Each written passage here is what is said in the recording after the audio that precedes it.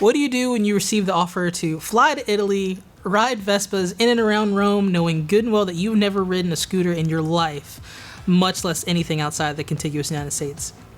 You fake it till you make it. What's up, y'all? I'm Producer Trey, and after this press launch, I may or may not be packing up my family for the second time this year and applying for Italian citizenship.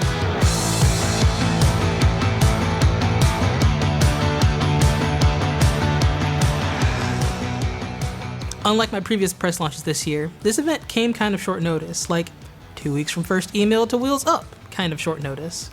Then to add a layer of complexity, I wasn't traveling alone this go around. All hoops to jump through aside, getting to experience a slice of Roman culture from the seat of an Italian icon was another milestone that I had no frame of reference for. No, seriously, I had never ridden a scooter before this trip. However, I did get to sit on one at the Vespa tent at the Barber Vintage Fest. The scooters I had the pleasure of riding were the Vespa GTS Super Sport 125 and Super Sport 300.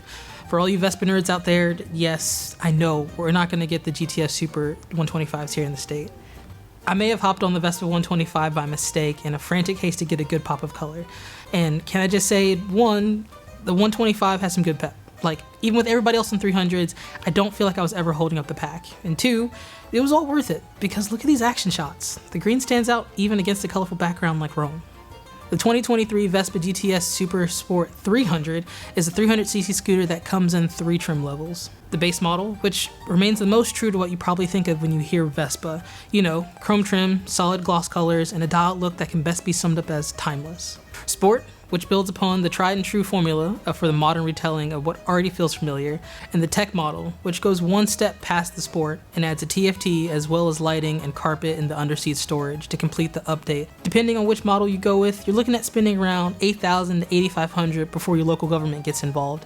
And if you have an option in mind, like windscreen or top box, I promise you Vespa probably offers that. I had the pleasure of riding the Super Sport model because that's what called out to me. You know, gloss black trim instead of the chrome, standard non-TFT dash, tasteful accents of color for that extra flair. That thing was slick. We started off the day by leaving our accommodations not far from the Vatican for press coverage from the media team, and it took me all of about 1 city block for it to finally sink in that I'm riding in another country. Granted, we started off kind of slow compared to what was about to come, but still, I was using every bit of skill that I had accrued in 4 to 5 years of riding. Cars were closer, the roads were narrower, and where in the world is my clutch? Lack of levers aside, the GTS 300 Super Sport felt great. Across all 3 bikes, I've noticed the tendency for them to have an almost twitchy kind of characteristic. Thankfully, not the case here. The steering felt direct and intentional, which came in handy for filtering through traffic, which, oh yeah, I got to filter through traffic for the first time, and out of necessity at that, because we had to keep the group together. Thinking back on it now, having the group filter through traffic at the stoplights, like squeezing into the nooks and crannies between cars, was a really good test for the 300 singles giddy up.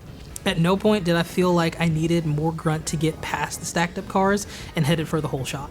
Sorry, quick touristy moment, but before I get to talking about the GTS through the hills to get to lunch, this was one of our places where we did our media stops. It took place at this fountain, Fontana dell'Acqua Paola. Opposite this fountain is a great overlook of the city and an even better photo op because of the chicane in the road. Also, another great test for the suspension with the cobblestone and whatnot. Of course, you can tell that you're on a segmented surface, but the suspension did a great job just soaking up all the bumps. Okay, on to lunch. Not gonna lie, I lost track of where we were in the city after a while, and that's just off of the breakneck pace that we move for these press launches. And I glossed over the route because it was just sensory overload. I was surprised to get in some back roads on our way out to Lake Bracciano. It was a pleasant surprise because I know the Super Sport 300 and 125 were great for the city, but realistically, the 300 could be a sole mode of personal transportation if you lived in Italy or even here stateside. So this is a car replacement. I kid you not. There's underseat storage big enough for a half helmet and various other items, as well as another small storage compartment right in front of your knees. Not the first bike that I think of strapping my bag to and pointing out of town when city life gets to be too much, but hey, the scooter received top marks so far. Tieni la mia birra. This Vespa was getting it, even when I would get scared and maybe grab a bit too much brake before a corner, like ruining my momentum. The 23 horsepower and 20-ish foot-pounds of torque was more than enough to keep my 250-pound self up with the pack. Although at some point during the day, I did end up in the caboose position again. At this point, I think I just need that to be my road name. Maybe I'll get it like across my lower back if I ever earn myself a custom set of race leathers. Anyways, the GTS Super 300 handled the hills like a champ. Although those were moderate hills, like similar to what we have just outside the perimeter of Atlanta, I'm sure the 300 would handle mountains just fine, but with me being a heavier rider, I would probably have to be conscious of like me keeping up my momentum and keeping an eye out for what's coming up behind me. We eventually made it to lunch at this little restaurant by the lake, and that's when I realized just how far we had ridden that day and how little fuel we had burned. At no point in the day had I been kind to this throttle, and the Vespa just sipped on gas. Lord knows if I had done that with any other bike in the shop, I would have had to at least stop for gas, like once, maybe twice. Okay, Vespa, I see you.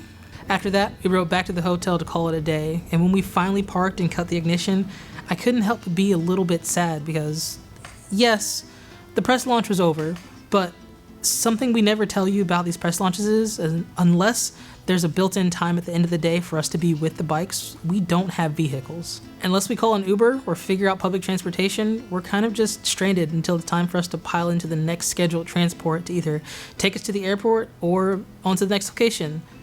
Like Mondello for the Moto Guzzi V100 launch. Keep an eye out for that, by the way.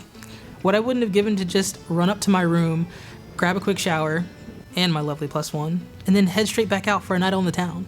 Even retracing my steps for the press ride that day would have been cool, so I could recount to my girlfriend all the craziness of the day in real time. Just so we're clear, I fully recognize that's entirely outside the scope of the press launch. That's just me dreaming, but I say all that so you know just how much recoding the Vespa has done to my brain. Before this trip, I probably would have fallen back on wanting to see the city on my own time from the saddle of something that I'm familiar with, good and well knowing that it probably wasn't the best tool for the job. An FZ09, any pick of Softail, maybe even a Tiger 660. That's what I would dream about seeing the city like with my person on. Or rather, that's what I used to dream about. In addition to that now, I could see spending time on a Vespa, especially here in this part of Georgia. My commute to the garage is only like 20 miles, and I never have to go above 55 miles an hour. Totally doable. After work, we can go out for date night, and since there's actually room for a passenger and not just a piece of like leather in the shape of a trapezoid. Then for the weekends, I could tear up a good riding road. Will I be able to beat my PR that I set on Red Top Road with the FZ09? No. But I also couldn't ride the FZ09 up to Red Top Road and then on to Buc-ee's for a beaver onesie, roasted pecans, sans backpack. As always, don't just take my word for it. Go find a GTS Super 300 to sit on for yourself and see how comfortable it is. And don't forget to take your helmet with you so you can see if it fits in the storage compartment. So, do you like what I had to say? Are you slightly green with envy? Are you now considering taking a trip to Italy to ride Vespas and live out your Lizzie McGuire fantasies? Do it. It's totally worth it. Before I forget, thank you to Vespa and Piaggio for having the channel out for this press launch. Here's looking at you, Shane. To all the crew and boots on the ground, your hard work did not go unrecognized. Seriously, your job was not easy keeping all of us together, and you guys just made it look like light work. And last but not least, Alicia. Homegirl, top marks. You deserve a raise. My wife and I can't say enough good about you. If you enjoyed this video, don't be afraid to like and leave a comment, and for all kinds of two-wheel content, consider subscribing. Until next time, I'm Producer Trey, this is Chaseontwowheels, and we'll see you in the next one. Outro crew. Can't forget about you guys. Y'all know I've been working my way up to a track day. What do you think about me taking a Vespa GTS Super 300 on track and then slowly tearing it down and building back up like to full race spec? Let me know in the comments. Cheers, y'all.